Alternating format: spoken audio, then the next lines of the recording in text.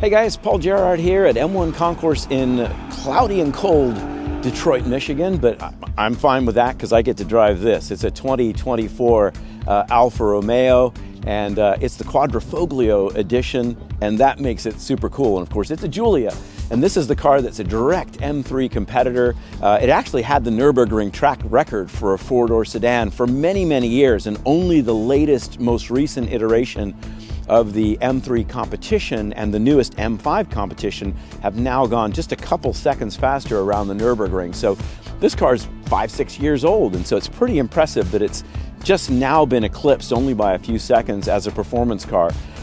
What are the fun things about this vehicle? Well, there's plenty of them, but let's jump in and do a little bit of driving, and then we can talk about all that. We're gonna go out on the racetrack here. This car is pretty cool. The Giulia Quadrifoglio is a mouthful to say for our American, linguistic skills. It's a bit of a mouthful, but it is a very good car, and it's a very sort of sleeper car because they don't sell a lot of them. Not a lot of people know they even exist.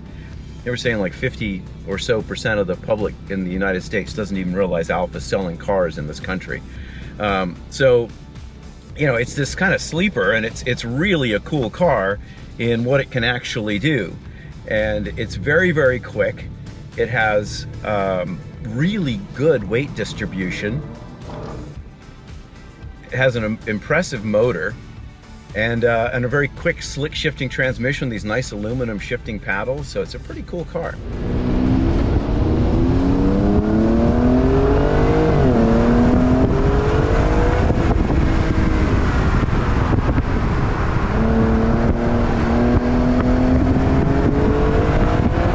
.505 horsepower, 2.9 liter V6, 50-50 weight distribution, which is pretty cool. Bangs into the rev limiter pretty hard.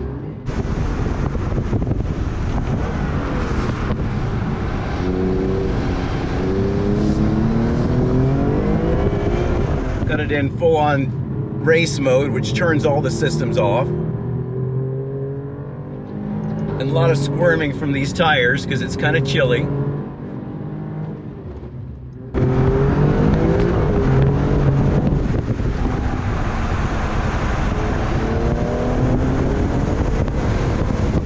Smooth car.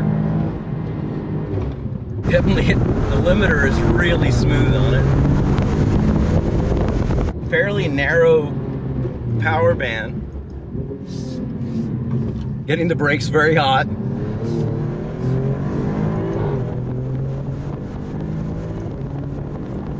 You gotta really be mindful shifting it manually. Very compact feeling car, I like that. It's a good M3 competitor. 505 horsepower, did have the Nürburgring track record for quite a long time, actually, faster than the M3. And only now the recent M3 competition is actually quicker than this car, so. Puts power down really well. I have to say something cool about it relative to the last version I drove. They seem to have gotten rid of that issue that it used to have where it felt like there was movement in the subframe on the car. A little bit of understeer, more than I would like, but you can trail brake it in and then you can slide it around pretty good.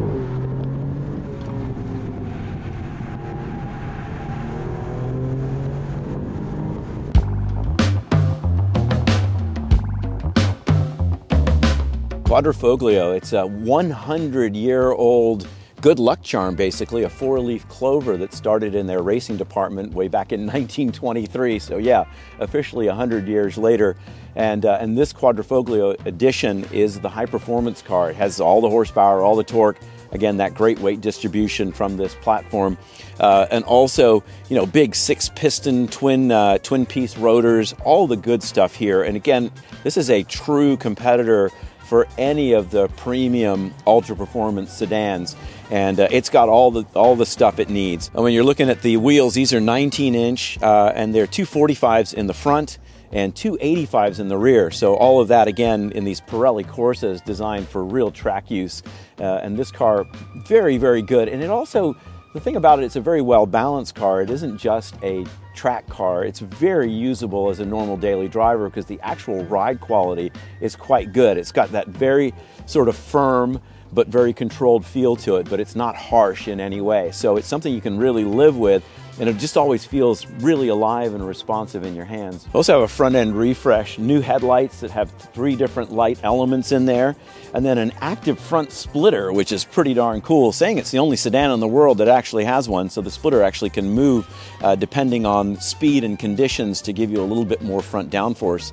You got these big ducts on the side for intercoolers as well. So again, a true track-focused performance machine. Also notice on the back of the car, I mean, this is a proper diffuser. You see, you know, diffusers under a lot of different guises in a lot of vehicles where it's just kind of a little bit of a tiny kick up and they're like, whoa, look at this. But this is actually, with the vertical elements, a very large diffuser, and it also has a completely flat floor all the way from the back of the splitter. So this thing probably actually generates some real downforce.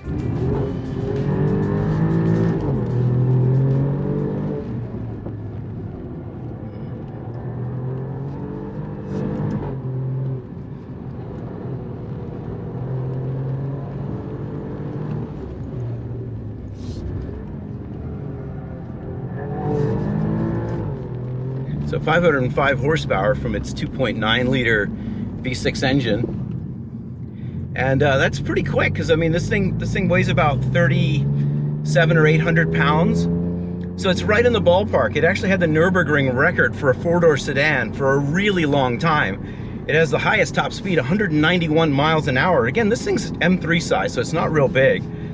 0 to 60, I think, is in 3.8 seconds. Rear wheel drive only. So a proper performance weapon. Good fun to drive. I mean, good braking. Again, the one thing I would say, if I were to kind of nitpick about this car, again, nice seats, all those things are really good. The steering's too light. So when I'm thinking like Italian, you know, sort of passion, and that's a differentiator from what I would say to being like, you know, what the German cars might offer. That's a bit of a disappointment. I really want this thing to have just amazing steering. Like, it's just kind of killing me it doesn't. But it doesn't. It's just too light. It's very direct, all of that, but you just don't feel the front tires on this car, and that's a bit of an issue to me, again, for this Italian passionate, really exclusive performance vehicle. Other than that, it all works really, really well, but that's the one downside I see to this car, is this really light steering. So a day of driving with the Alfa Giulia Quadrifoglio at M1 Concourse on the racetrack, what I think it is the Italian M3. It's, you know, got a little bit more style to it. It's a little bit more fun.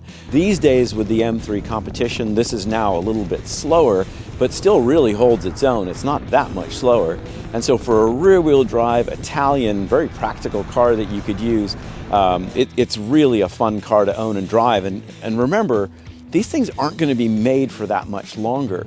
So if you like this type of car, if you like a real sports sedan with a good, powerful, fun-sounding, burbling, snapping, popping internal combustion engine, I think their days are numbered, and this may be the last of its breed. Certainly from Alfa, that's what they're saying. So go jump and buy one of these now. It's about $92,000 as equipped, and that includes that very cool carbon fiber hood that's an option.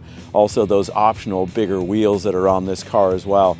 But Giulia Quadrifoglio, a true performance car, and anyone that likes driving is going to love the way this thing handles. Again, the only thing I don't like about these may be the light steering that seems to be across the whole line of cars with not as much feel as I would like, but other than that, just a great performance car.